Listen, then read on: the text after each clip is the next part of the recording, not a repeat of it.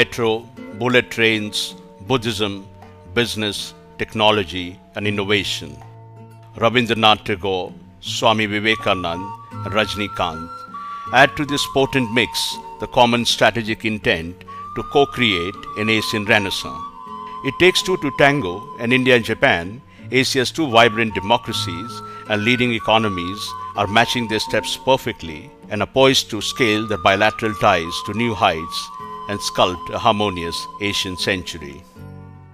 It is a spiritual relationship that began with the export from India of the very gentle message of the Buddha.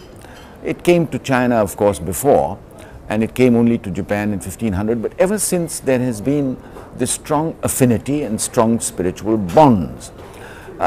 Over the years, especially in the 19th century, these bonds became stronger, and we had visits to Japan of towering intellectuals and leaders of our country like Rabindranath Tagore, Swami Vivekanand, Rash Bihari Bose, Subhash Chandra Bose and so on. These have kept India alive in the consciousness of Japan. Bound by a confluence of liberal democratic values and vibrant market economies, this grand synthesis of shared values and ideas which mark contemporary India-Japan ties will be crystallized in the summit meeting between India's Prime Minister Narendra Modi and Japan's Prime Minister Shinzo Abe in Tokyo. It's going to be a meeting of minds as the leaders of India and Japan enjoy an unrivaled personal rapport and have deep personal admiration for each other.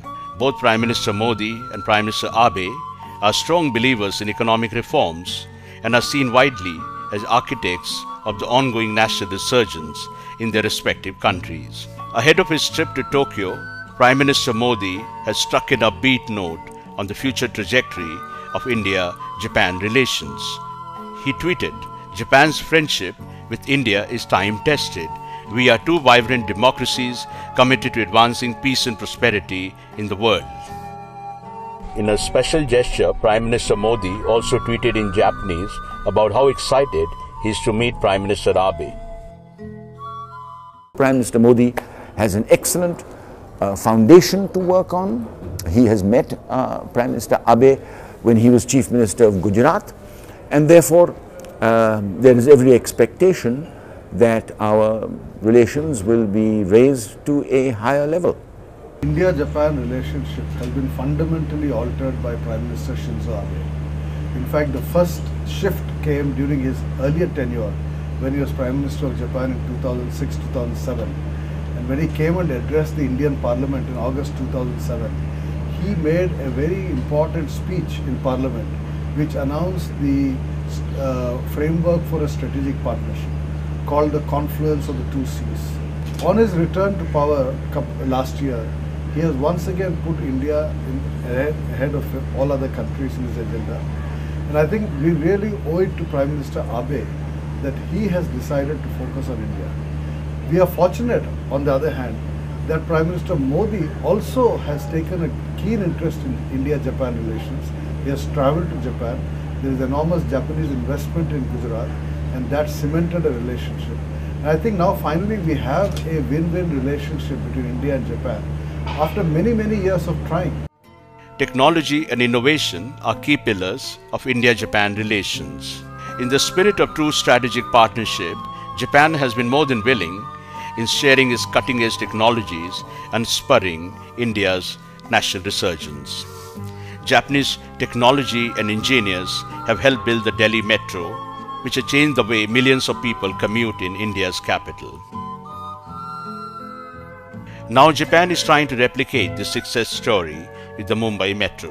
Japan is also planning to help set up an electronics cluster in India. The two countries are planning to set up joint ventures in solar energy and renewables. They are also working together to create smart, eco-friendly cities. Call it atomic bonding, Japan has agreed in principle to share its civil nuclear technology with India. The negotiations for a civil nuclear deal are proceeding well, and there are high hopes that during Prime Minister Modi's visit to Tokyo, the two countries are able to make decisive progress towards clinching a nuclear deal. The nuclear deal once concluded is poised to be a game changer in transforming India-Japan relations.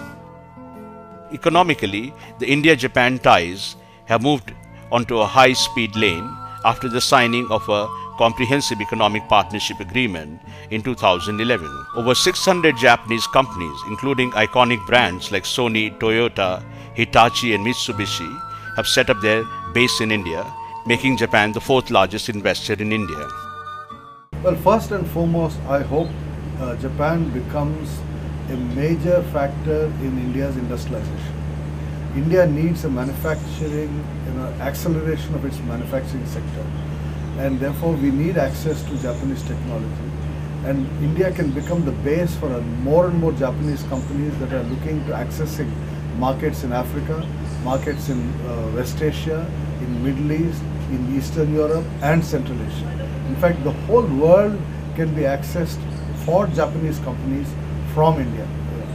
Second, India needs Japanese technology, not just Japanese investment, but Japanese technology. Japan has pumped in massive investments running into billions of dollars in the Delhi-Mumbai Industrial Corridor and the Delhi-Mumbai Freight Corridor, signature infrastructure projects that could transform the economic landscape of India.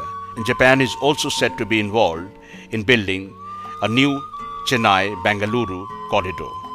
These projects, once completed, will become enduring monuments of India-Japan partnership.